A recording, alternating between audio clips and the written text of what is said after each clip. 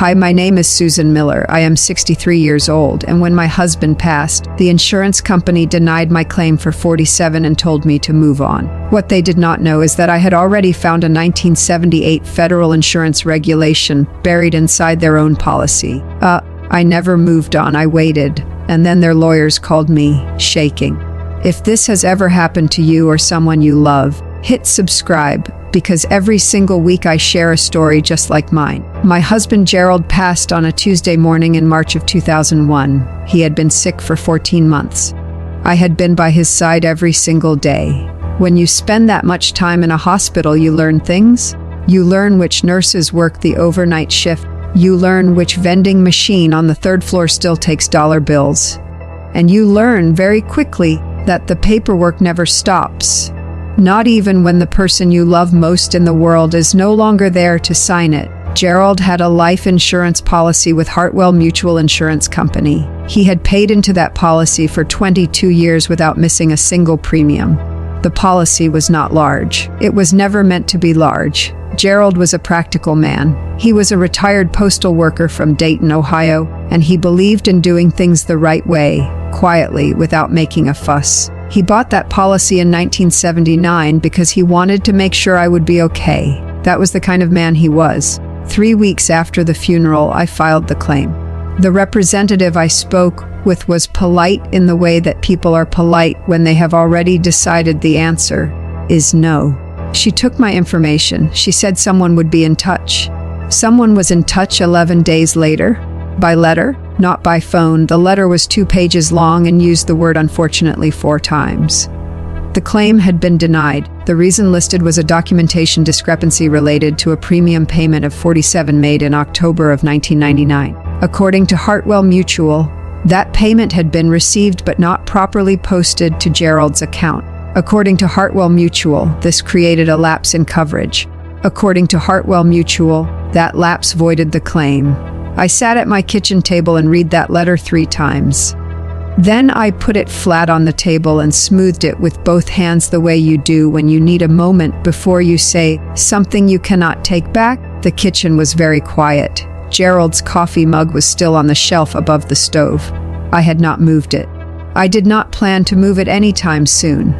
I called the Hartwell Mutual customer service line the following morning. I was on hold for 41 minutes. The representative who answered told me the decision had been reviewed and was final. I asked to speak with a supervisor. The supervisor told me the same thing in a slightly lower voice. I asked her to send me a complete copy of Gerald's policy documents, every page, every addendum, every amendment. She said that could take up to 30 business days. I said I would wait. The documents arrived in a large brown envelope on a Friday afternoon. I made myself a cup of tea and I sat down at the kitchen table and I read every single page. Gerald's policy was 61 pages long. I read all 61 pages. I made notes in the margins with a blue ballpoint pen. And on page 44, in a section titled Payment Processing and Account Maintenance, I found something that made me set down my cup. The language was dense the way insurance language always is, written to be read quickly and understood slowly if at all. But the meaning was clear enough once you slowed down. The policy stated that any payment received by Hartwell Mutual within the designated billing cycle would be considered timely regardless of internal posting delays. Gerald's October 1999 payment had been received on time. I had the canceled check. I had the bank statement showing the debit. Hartwell Mutual had cashed that check. They had simply failed to post it correctly to his account, and then they had used their own internal error as the basis to deny my claim.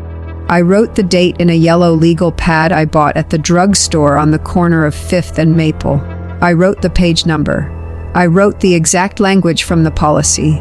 I wrote the date of Gerald's payment. I wrote the date the check cleared our bank. I underlined the word received. Then I went to the Dayton Public Library. I had been to that library many times over the years. Gerald used to take our daughter Claire there on Saturday mornings when she was small. I knew where the reference section was. I knew how to use the microfiche reader.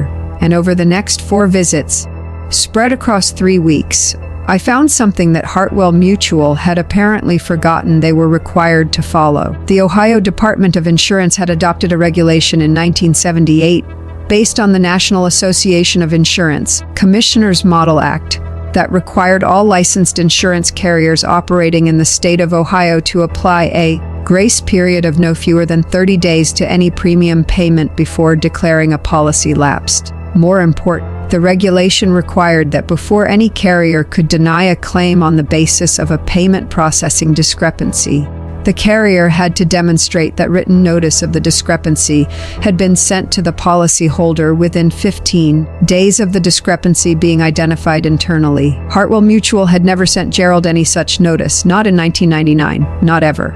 I wrote the regulation number in the yellow legal pad. I wrote the date it was adopted. I wrote the name of the National Association of Insurance Commissioners Model Act it was based on. I drew a line connecting it to the language on page 44 of Gerald's policy.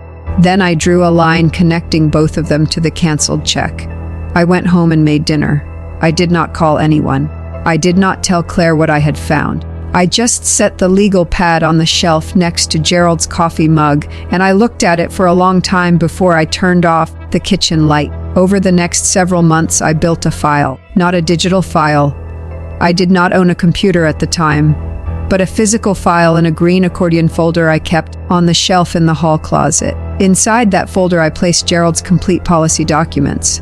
The canceled check from October 1999, our bank statement showing the debit, every letter Hartwell Mutual had ever sent us, the 2-page denial letter with its 4 unfortunatelys, a certified copy of the 1978 Ohio Department of Insurance regulation, and the yellow legal pad with my notes, every page in the order I had written them. I paid a filing fee of $35 at the Ohio Department of Insurance to formally register a complaint against Hartwell Mutual.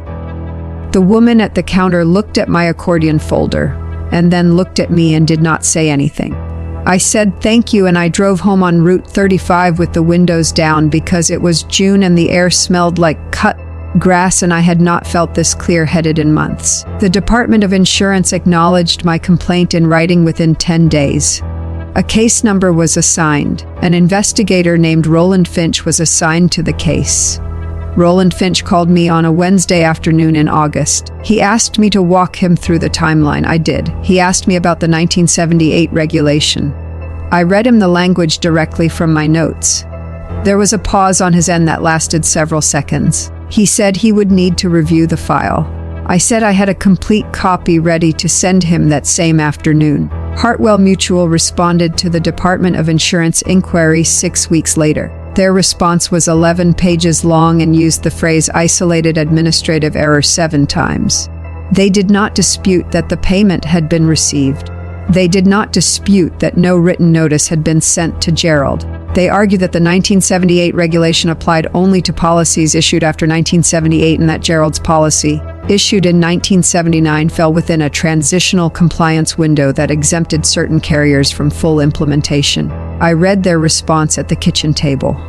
Then I went back to the library. The transitional compliance window they were citing had expired in 1981. Gerald's policy had been renewed every year since 1981. Each renewal constituted a new agreement under current regulatory standards. Their exemption argument did not hold. I wrote a 4-page response and sent it to Roland Finch by certified mail.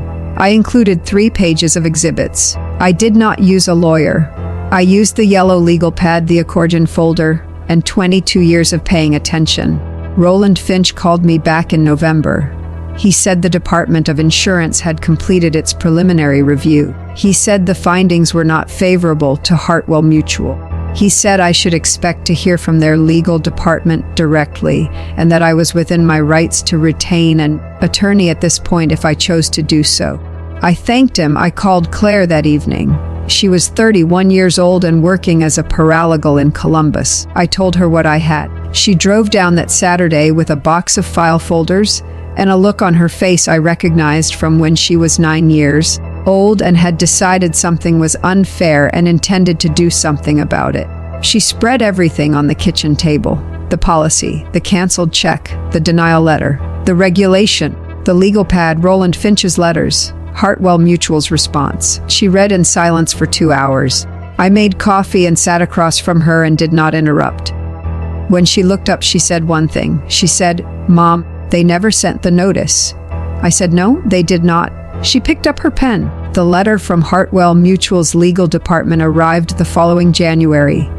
It was addressed to me, not to Claire, because they did not yet know about Claire. It offered a settlement of $4,200, the original claim amount plus a modest goodwill adjustment. It included a full release of all claims and a confidentiality agreement. I read it once, folded it in half, and placed it in the accordion folder between the denial letter and the regulatory filing. I did not respond. 3 months later, a senior claims attorney named Douglas Whitmore flew in from the Hartwell Mutual regional office, and he sat at my kitchen table in a good suit with a leather briefcase and a settlement figure written on a single sheet of paper inside a manila folder that he had not yet opened. The figure was $38,000. Claire sat beside me. She had her own folder. Douglas Whitmore did not know what was in it. He spoke for 12 minutes. He explained the complexity of insurance regulatory law. He explained the good faith efforts Hartwell Mutual had made to resolve the matter. He explained that $38,000 represented a significant acknowledgement of the company's desire to do right by its long-time policy. He slid the manila folder across the table.